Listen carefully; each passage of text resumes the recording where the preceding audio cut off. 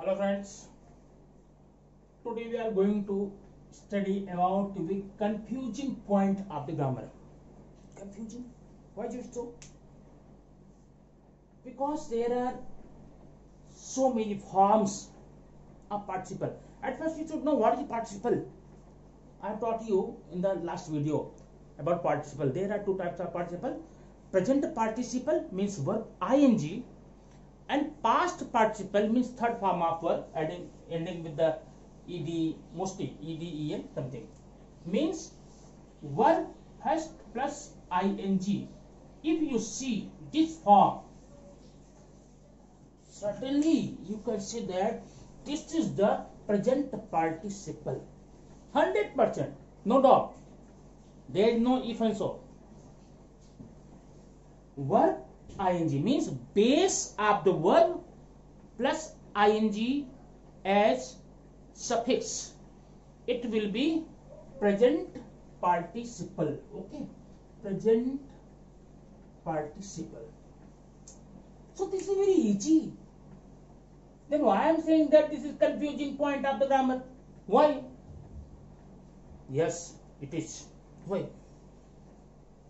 The verb ing in any form, anywhere, you will see that, sir, this is the present participle form of the verb. The ing form of the verb is called present participle form of the verb. Then what problem? Why is confusing? Yeah. But present participle forms appear in three forms. What are they? First one is the as verb. Okay. As adjective or as noun.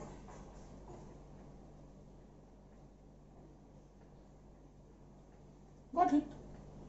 Means the present participle form of the verb will act as in form of the verb, as used as adjective, act like noun. So there are three forms of the participle. How would you identify it? How? Very simple. At first we see verb. If verb plus ing, listen carefully. If verb plus ing followed by is, am, are, was, were, then it will be verb form. Remember, अगर आपका ये verb ing form की just पहले is, am, are, was, were, 5 helping verbs, आप helping कई बार पढ़ चुके हैं. is, am, are, was, were, 5 helping also. तो बोलना, sir, this is the present participle in form of the verb. Example: she was reading the books. Okay, now see, I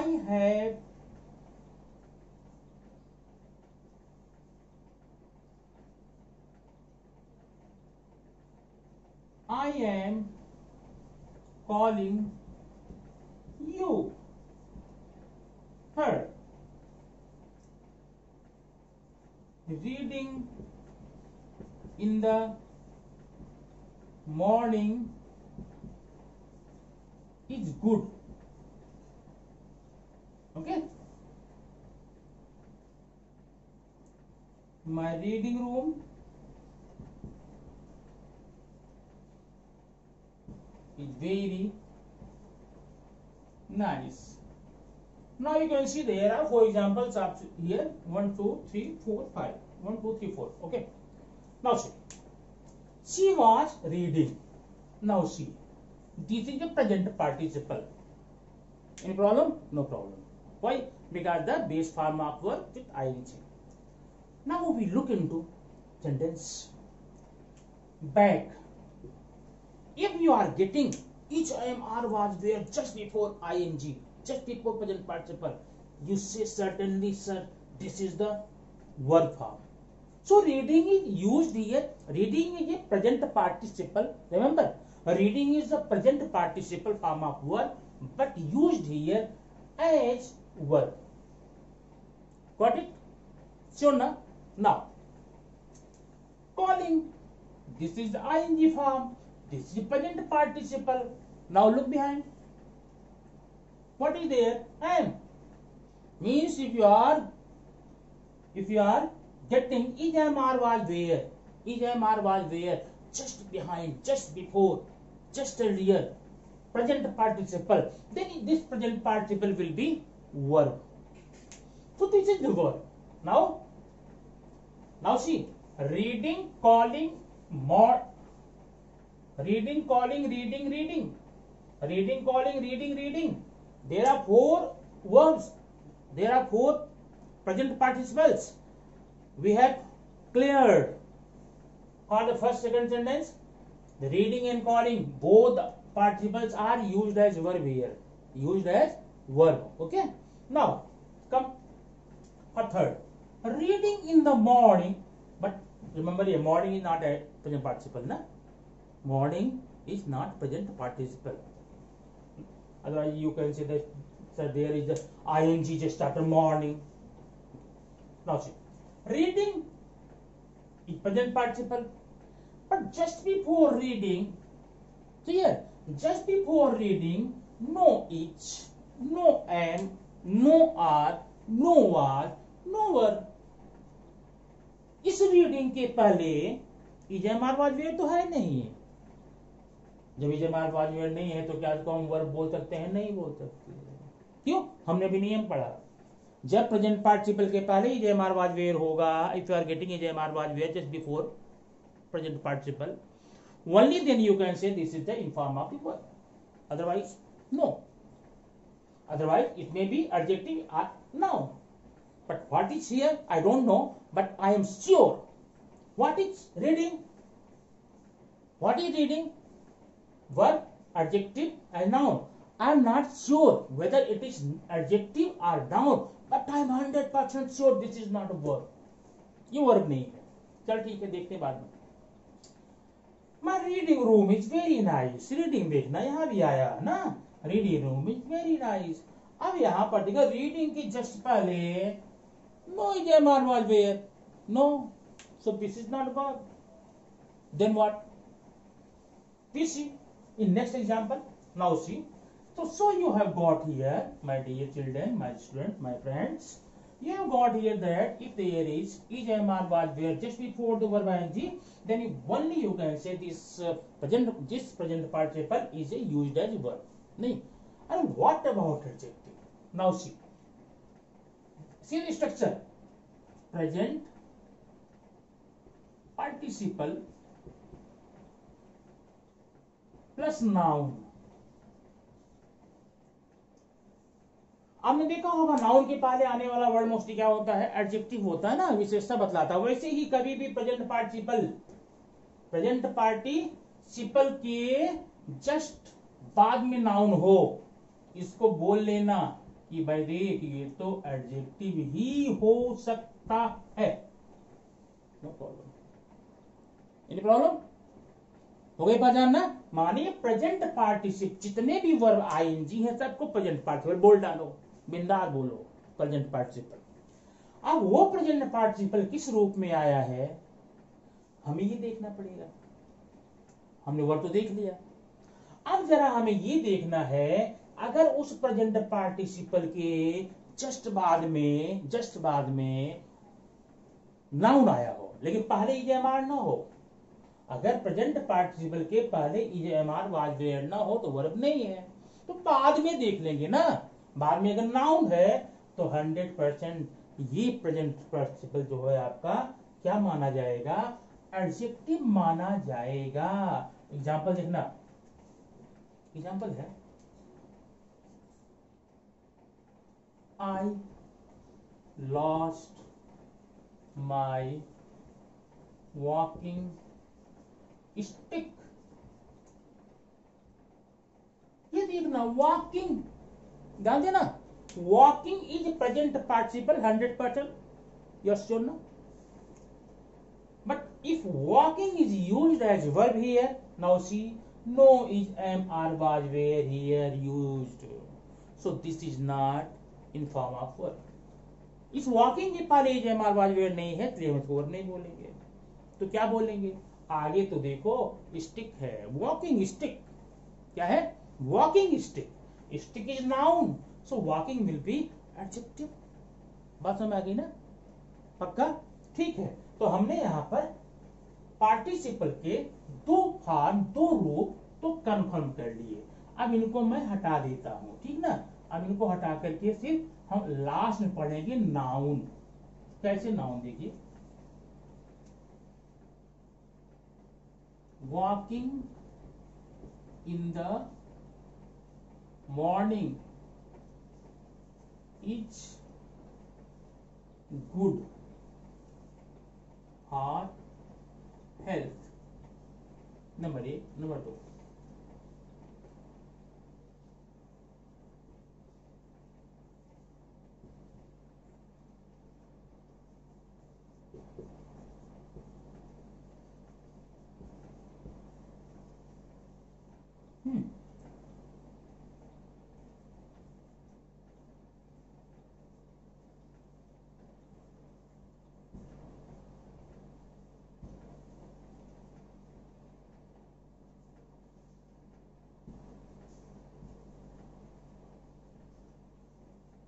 ठीक है. अब 3 सेंटेंस देखेंगे हम यहाँ पर. Walking ING, playing ING, watching ING. चलिए हम तीनों संभावनाओं पर यहाँ पर विचार करेंगे. There are 3 possibilities. This is present participle, all this verbs, whether they are used as adjective, verb or noun.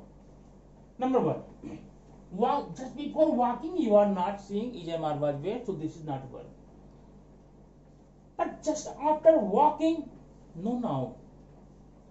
If here, no noun, so this is not adjective. Are you walking? Verb भी नहीं, confirm ना, adjective भी नहीं, तो बचा क्या है आपके लिए? ये हो गया नाउन. क्या हुआ? नाउन. ये देखिए, playing, playing with friend, playing with friend is good something else. ये भी पहले हेल्पिंग वर्ब नहीं है, बाद में नाउन नहीं है, मतलब ये वर्ब भी नहीं है, एडजेक्टिव नहीं है, तो क्या बचा? Noun. I like watching the movie, action word ना, ये action word used as noun. अब ये नाउन के रूप में कैसे आया है मैं आपको बताऊं. कैसे आप कह सकते हैं कि नाउन है? अब एक बात सुनो,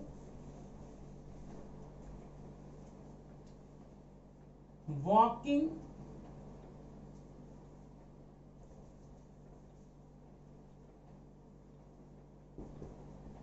is good for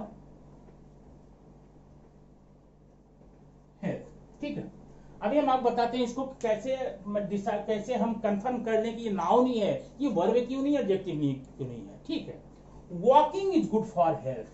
walking is good for health, टहलना स्वास्थ्य के लिए अच्छा है. अगर हम इस वर्ड को एक रिप्लेस कर दें, कोई और वर्ड यूज करें, बाकी सेंटेंस सेम रहेगा. Walking is good for health. ठीक है. अच्छा, food is good for health. Correct sentence, correct ना. वॉकिंग स्वास्थ्य के लिए अच्छा है, फूड भी स्वास्थ्य के लिए अच्छा है, तो फूड क्या है? फूड इज नाउन ना. और ध्यान रखना, कभी भी किसी वर्ड को अगर रिप्लेस करते हैं किसी और वर्ड से, तो उस जो रिप्लेस करके नया वर्ड लाए हैं उस वर्ड का class, part of speech, class exactly वही रहेगा जो ऊपर वाले का है, चेंज नहीं होता. अगर ये चेंज करके मैंने एडजेक्टिव यहां किया, इसका मतलब एडजेक्टिव ही होगा, क्योंकि एडजेक्टिव के बदले एडजेक्टिव ही आएगा, नाउन के बदले नाउन ही आएगा.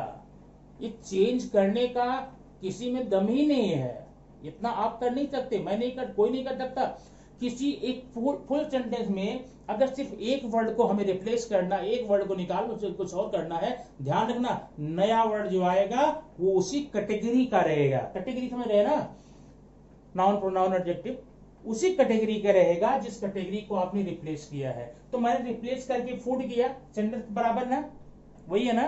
तो जब मैंने सेंटेंस करेक्ट है, मीनिंगफुल है, तो जब मैंने वॉकिंग के बदले फूड करके सेंटेंस की मीनिंग वही रखा, अब फूड हम जानते हैं नाउन है, तो ये वॉकिंग तो नाउन होगा ही ना, ये भी नाउन है।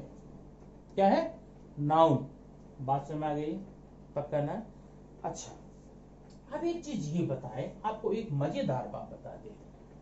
अगर ये जो पार्टिसिपल है एक्शन वर्ड, क्या है? एक्शन वर्ड है। क्या है? Action word.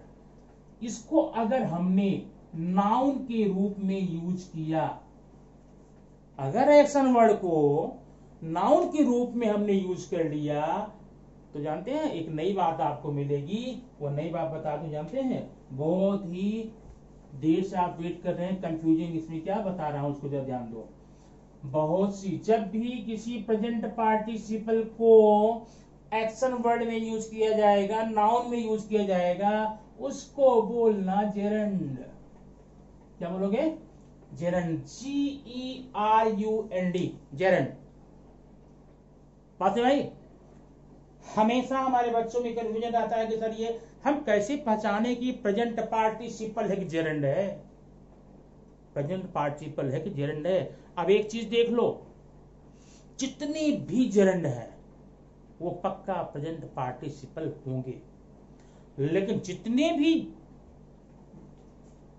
भी प्रेजेंट पार्टिसिपल हैं वो सारे के सारे जेरंड नहीं हो सकते, क्योंकि प्रेजेंट पार्टिसिपल को जेरंड कहलवाने के लिए, अपना नाम जेरंड रखने के लिए उसे एक्शन वर्ड एज नाउन के रूप में यूज किया जाना चाहिए, अदरवाइज जेरंड नहीं होगा।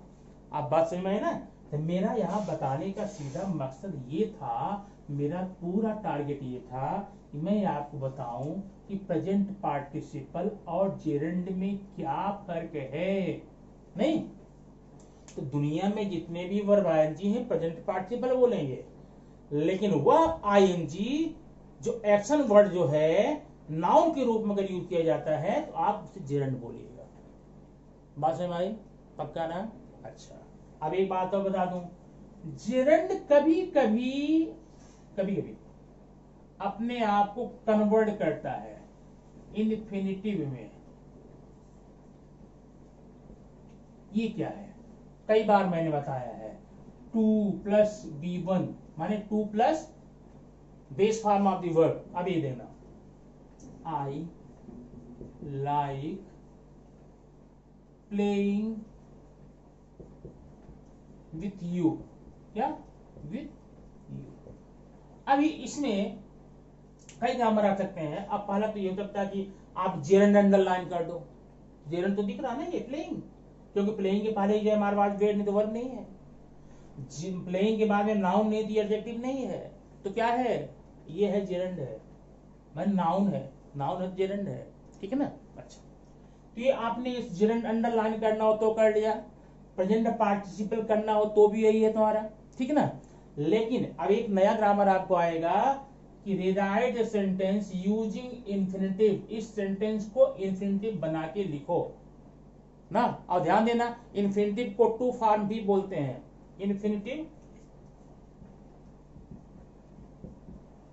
या टू फॉर्म। ये ध्यान देना, ये कभी कभार तक कंफ्यूज करता है। मोस्टली बुक्स में ये ऐसे सब दिए नहीं जाते ना ग्रामर की, इसलिए ये प्रॉब्लम होती है। ठीक है, तो अगर हमको आई लाइक प्लेइंग, अब आप समझ गए जेरंड क्या होता है ना।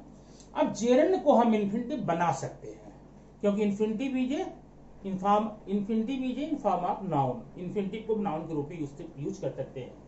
तो करना क्या होता है? सिंपल होता है, एकदम सिंपल। बस इसी जो प्लेइंग आईएनजी है ना, इसको टू लगा के फर्स्ट फॉर्म बना दो, जैसे I like to play. Okay, ये जो वर्ब आईएनजी था, जो प्रेजेंट पार्टिसिपल था, आपने टू लगा के प्ले कर दिया, टू प्ले विथ यू। इस प्रकार से आपका ये प्रेजेंट पार्टिसिपल जेरंड इन्फिनिटिव हमेशा हमेशा के लिए प्रॉब्लम आपकी यहाँ पर समाप्त हो जाती है, जो बहुत कंफ्यूजिंग था। तो ध्यान देना, तो जैसे आपने जीरंड को इन्फिनिटिव बनाया ना, वैसे इसका अपोजिट आ जाओ, इन्फिनिटिव को टू फॉर्म को हम इन्फिनिटिव जीरंड बना सकते हैं। कैसे? टू हटा के आईएनजी कर लो, I like playing with you. बात समझ में? तो ये रहा आपका आज का the most confusing point of the English grammar, gerund infinitive present participle ना, क्योंकि ये प्रेजेंट पार्टिसिपल और जीरंड में कभी कभी कंफ्यूज लोग कहते थे सर ये भी आईएनजी ये भी आईएनजी, हम पहचानेंगे कैसे? सिंपल पहचानना ना, पहले प्रेजेंट पार्टिसिपल पहचान गए आप लोग वर्ब आईएनजी, अब उसको कैटेगराइज कर डालो 3 भाग में, वर्ब, एडजेक्टिव, नाउन। वर्ब कैसे पहचानेंगे? अगर प्रेजेंट पार्टिसिपल पहले ही है। एडजेक्टिव कैसे जानेंगे? अगर उसकी प्रेजेंट पार्टिसिपल के जस्ट बाद में कोई नाउन है, बराबर है। और अगर ये दोनों चीजें ना हो, कौन कौन चीजें? वर्ब, एडजेक्टिव, नाउन, तो फिर वो तो नाउन बनेगा ही नहीं। और उसी नाउन को, उस आईएनजी फॉर्म जो एक्शन वर्ड है, उसी नाउन को हम लोग क्या नाम देंगे? जेरंड देंगे। ठीक है, तो पहचानने काम तो हो गया आपका। तो ये ग्रामर आपको एग्जाम में कभी कभी कहता है underline the gerund, change into infinitive, तो आपका हो गया।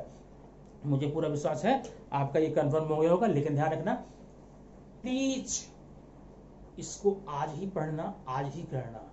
अब कॉपी में नोट बना लो तो अच्छा रहेगा, पता नहीं कब आप हाथ मोबाइल रहे, कब आपको मिले कब न मिले, नोट्स बना करके। तो इसका देखो, ग्रामर के जितने भी पॉइंट आपके हैं उसके पढ़ने का सिर्फ एक तरीका है। जो ग्रामर आज आपने पढ़ा ना, ग्रामर के ढेर सारे पॉइंट पढ़ लेने में बहादुरी नहीं होती है। जिस पॉइंट्स को आपने पढ़ा, जिस पॉइंट को, छोटा पॉइंट लेगा, जिस पॉइंट को आपने पढ़ा पूरा का पूरा टेक्स्ट बुक में जाकर के उसी संदर्भ में सेंटेंस निकालिए। ऐसा करने से कई फायदे। आपको अपने टेक्स्ट बुक से भी होकर गुजरना होता है ना, वो क्या पावर आपका बढ़ता है, वर्ड पावर बढ़ता है, सेंटेंस मिल जाते हैं, ग्रामर कंफर्म हो जाता है। अगर एक अच्छा आप ये अगर सिर्फ वीडियो देखेंगे 10 से 15 मिनट और टेक्स्ट बुक में भी जाकर कर लेंगे तो 1 घंटा। और जब मेरे 15 मिनट के वीडियो पर मैंने 15 मिनट बताया, कितने? 15 मिनट्स, और you have given 60 minute, 75 minute, मैंने मुझसे 5 गुना ज्यादा, जितना मुझे ग्रामर आता है उसका 5 गुना ज्यादा आपको आ जाएगा। हाउ सिंपल है ना, सिंपल। मैंने आपको सिर्फ 15 मिनट बताया, तो आपने कितना पढ़ा? 75 मिनट। 15 जा 75। आपने मुझसे 5 गुने ज्यादा, 5 टाइम्स मोर टाइम दिया ना। तो ये भी लगेगा भाई ये बच्चा जो है ना बहुत ईमानदार है, और जिसने तो टीचर ने पढ़ाया 15 मिनट, इसने 75 पढ़ा, 5 गुना पढ़ा है, चलो इसके पास चलते हैं, वो आपके जाकर दिमाग में बैठ जाएगा। ठीक, तो ये वीडियो अगर आपको अच्छी समझ में आ गया हो, खूब अच्छे से आ गया हो, तो प्लीज ये करना, लाइक तो जरूर कर देना और कमेंट करके बता देना हाँ समझ में आया। क्योंकि देखो आप लोग, मैं देखता हूँ आप वीडियो देखते हो, व्यू जाते हैं, लेकिन मुझे ये समझ नहीं आता है कि वीडियो देखने के बाद में आपको लगा कैसा, आपको समझ में आया? हमारे बच्चे बेचारे समझ में आया तो ठीक है, नहीं आया तो हम प्लीज फिर ट्राई करेंगे। ये वीडियो को मैं फिर से नेक्स्ट टाइम में अगला अलग ढंग से बताने का प्रयास करूंगा, लेकिन आपको आना चाहिए, मेरा टारगेट ये है। तो ये मैं कैसे जानूंगा कि आपको आया नहीं आया? एक ही माध्यम है, कमेंट में जाओ, सर बताओ ये मुझे नहीं आया, कहाँ प्रॉब्लम है। अगर इंडिविजुअल रहेगा 1-2 लोगों का तो मैं आपको डायरेक्ट उसी व्हाट्सएप नंबर पर या कमेंट दे दूंगा। अगर कई लोगों का आ गया ना 100% नेक्स्ट डे तुरंत, जिस दिन मुझे कमेंट मिलेगा तुरंत मैं नया वीडियो बनाऊंगा, आप उसको देखूंगा। ठीक, तो मैं उम्मीद करता हूँ कि आप इसको आइए मेरे पेज पर जाकर आप फेसबुक पर भी, इंस्टाग्राम पर भी और यूट्यूब पर भी कहीं भी जाकर के फॉलो करके आप ये वीडियो प्राप्त कर सकते हैं। और ज़्यादा से ज़्यादा इसको आप सब्सक्राइब कीजिए, अपने व्यूज़ दीजिए और इसको लाइक और शेयर कीजिए। ठीक है, और उन सबसे ज़्यादा लाइक तो तब करना जब आपको अच्छा लगे, वो कंपलसरी नहीं है लाइक करना, लाइक करो ही करो। आपको अच्छा लगा नहीं, लाइक क्यों करोगे? डिसलाइक कर देना। ठीक है, शेयर तब करना जब आपको लगे कि इसको भेजने से फायदा हो रहा है। अगर आपको लगे कि ये पॉइंट भेजने से उसको फायदा हो जाए, शेयर कर देना, नहीं लगे मत करना। ठीक है, हाँ, लेकिन एक काम जरूर करना, पढ़ना इसको जरूर। आप लाइक करेंगे न करेंगे, आपका काम इससे हो जाएगा, उससे बड़ी खुशी मुझे मेरे लिए कुछ भी नहीं हो सकती। नहीं, अगर मेरे द्वारा बताया गया पॉइंट आपको अच्छे से समझ में आ गए और ये सिर्फ ये कमेंट मुझे मिल गया सर पूरा अच्छे से समझ में आ गया, that will be the best reward for a teacher like me in the world.